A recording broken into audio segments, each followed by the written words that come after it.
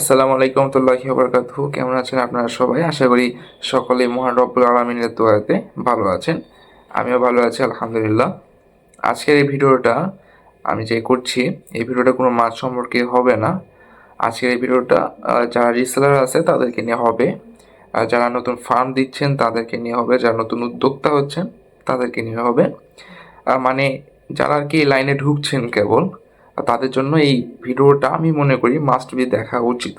ভিডিওটা যদি ভালো লেগে থাকে বা ভালো লাগে কোথাও কোনো পার্টে কোনো কথায় যদি ভালো লাগে, সেক্ষেত্রে লাইক করবেন, আমাদের ইউটিউব চ্যানেলটাকে সাবস্ক্রাইব করবেন, আর বেল নোটিফিকেশনটাকে অল সেট করে দিবেন। আজকের এই ভিডিওটা আমি শুরু করছি, আর একটু জানিয়ে দিচ্ছি যে আজকে আমি একটা জায়গাতে দাওয়াত খেতে যাবো। আজকে হচ্ছে শুক্রবার, কেবল সকাল থেকে উঠলাম, ঘুম থেকে উঠলাম কেবল বিছানা থেকে। দাওয়াত খেতে যাব, জুম্মার পরে দাওয়াত আছে। এখানে আপনাদের পরিচিত একজন সেলার ইউটিউব চ্যানেলে, মানে ইউটিউব জগতে আর কি উনি আছেন। এই একজনকে ইনশাল্লাহ আমাদের একটা ভিডিওতে দেখানো হবে, মানে দাওয়াত খেতে যাবো ওখানে যেহেতু ভিডিও করব। ইনশাল্লাহ এটা 2-3 দিনের মধ্যে হয়তো বা আমি দিতে পারি, যদি সে সম্মতি দেয় তো। ঠিক আছে। আর দাওয়াত খেতে যাচ্ছি কোথায়, এটা একটা ভাইয়ার বাসাতে যাচ্ছি। আমাদের অ্যাকুয়ারিয়াম সেক্টরে বা অ্যাকোয়ার সেক্টরে যারা রয়েছেন তাদের অনেকেই তাকে চিনেন বা তাদেরকে চিনেন, আমাকে না চিনলেও তাদেরকে চিনেন। তো তার ওখানে আর কি দাওয়াত খেতে যাব, কি দাওয়াত আছে বা কী কারণে ইনশাল্লাহ ভিডিওতে তখন দেখানো হবে। তো ভিডিওটা শুরু করছি। আজকে আর কোনো প্রমোশনাল কোনো কিছু বলবো না, যে আপনারা ডাইরেক্টলি আমার হোয়াটসঅ্যাপে যোগাযোগ করুন মাছ কিনতে চাইলে। আপনারা তো জানেনই, প্রত্যেকটা ভিডিওতে বলি, এগুলো এত কিছু বলতে গেলে ভিডিওটা অনেক লম্বা হয়ে যাবে। তো আর কোনো কথা না বাড়িয়ে ভিডিওটা শুরু করছি।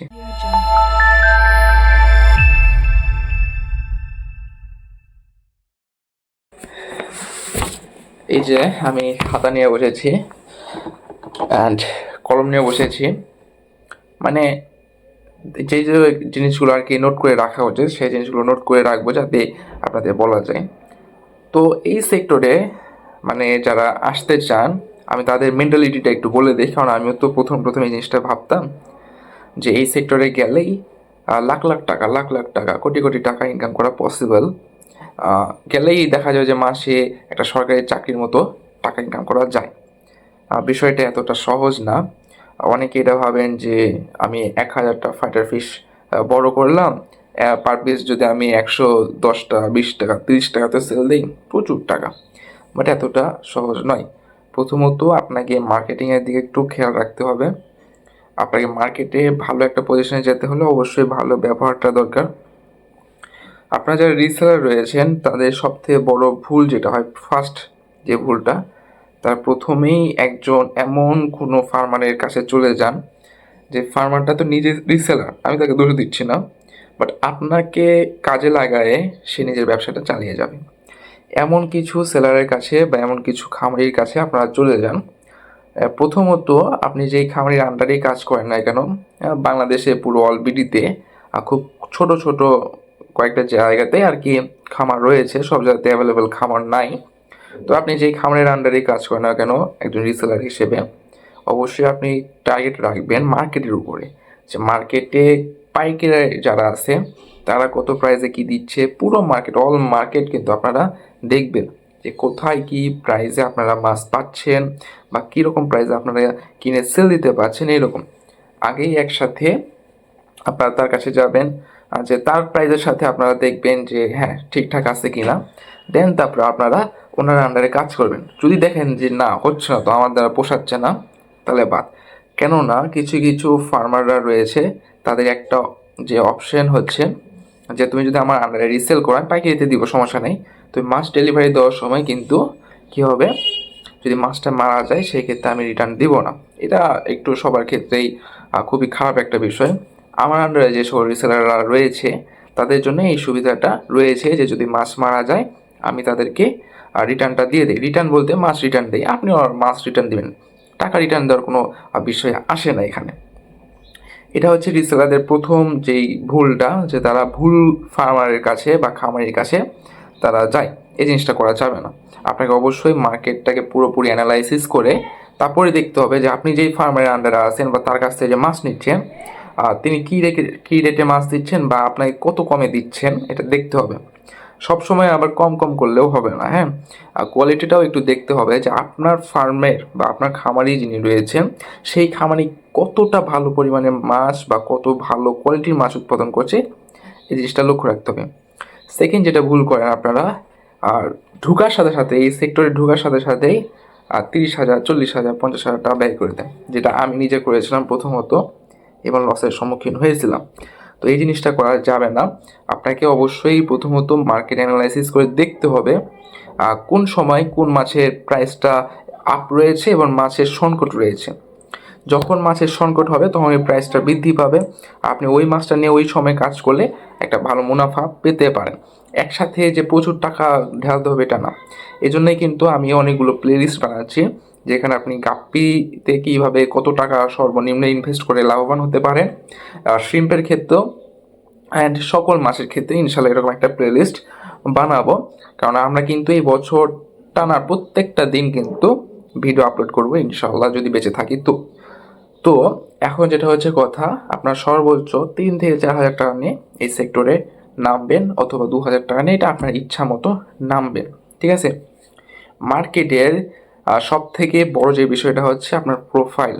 আপনার ফেসবুকে যে প্রোফাইলটা রয়েছে এটা কিন্তু একজন কাস্টমার যখন আপনার প্রোফাইলে যাবে তখন যে কিন্তু সে আগে এটা জিনিস দেখবে যে তার রিভিউ কীরকম, তার কীরকম কতজন ফ্রেন্ড রয়েছে এরকম, ঠিক আছে।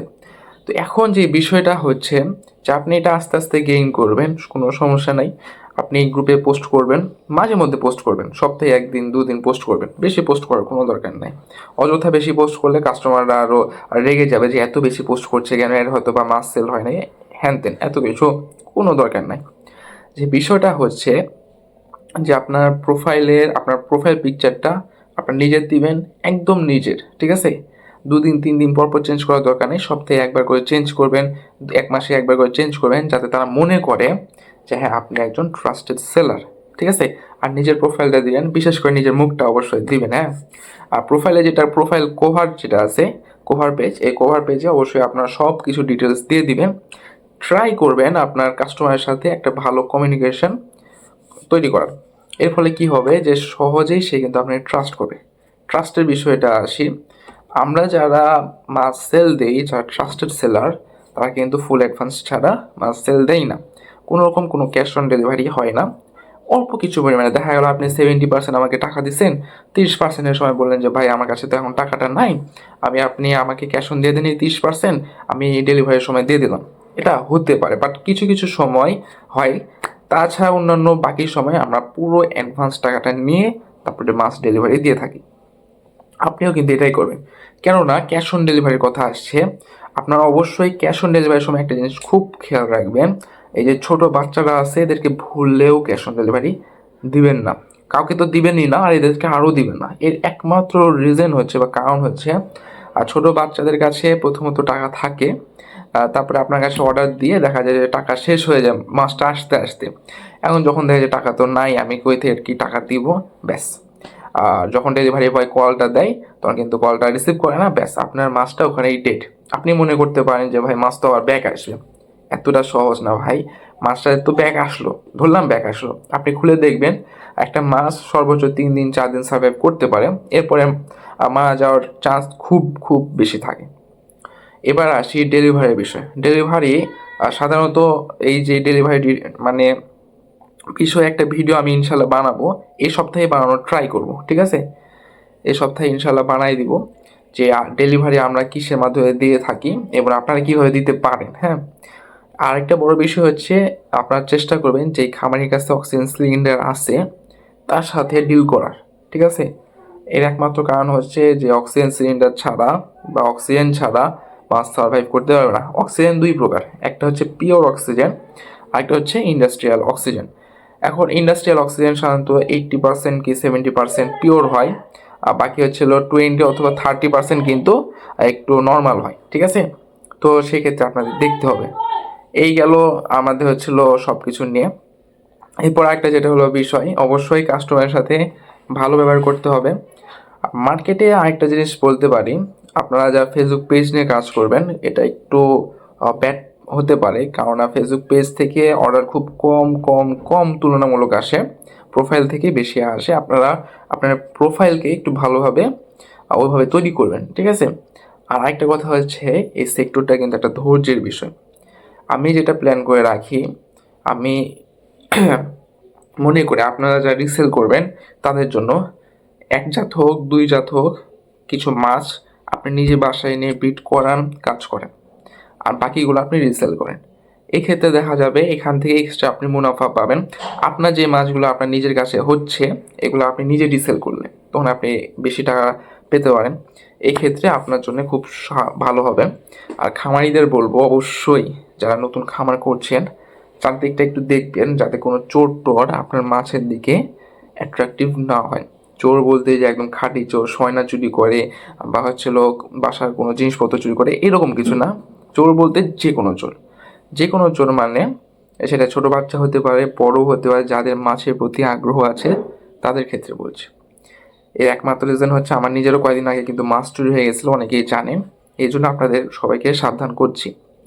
এই সব পয়েন্ট যদি আপনারা মাথায় রাখেন, ইনশাআল্লাহ আপনারা সম্পূর্ণরূপে আপনাদের এই মাছের যে সেক্টরে এখানে কাজ করতে পারবেন। আরেকটা বিষয় হচ্ছে, অবশ্যই কমিউনিকেট করার চেষ্টা করবেন। পুরো বাংলাদেশে অনেক বড় বড় সেলার রয়েছে, অনেক বড় বড় রিসেলার রয়েছে, অনেক বড় বড় খামারি রয়েছে, তাদের সাথে কমিউনিকেট করার চেষ্টা করবেন, তার সাথে যোগাযোগ রাখার চেষ্টা করবেন এবং তাদের সাথে চলাফেরা করার চেষ্টা করবেন। এটা বেনিফিট আপনারা তখনই পাবেন আর যখন আপনি দেখবেন যে এখানে মাছে একটু দামটা কম, ডেলিভারি চার্জ নিয়ে আমি আনতে পারবো বা কোয়ালিটি ভালো, ঠিক আছে। তবে আমি মনে করি কাছে পিঠে থাকলে বেশি ভালো, সব থেকে বেশি ভালো এটা, ঠিক আছে। তো আজকের এই ভিডিওটা এই পর্যন্ত থাকছে, ইনশাল্লাহ অন্য কোনো ভিডিওতে আলোচনা করা হবে। আল্লাহ হাফেজ।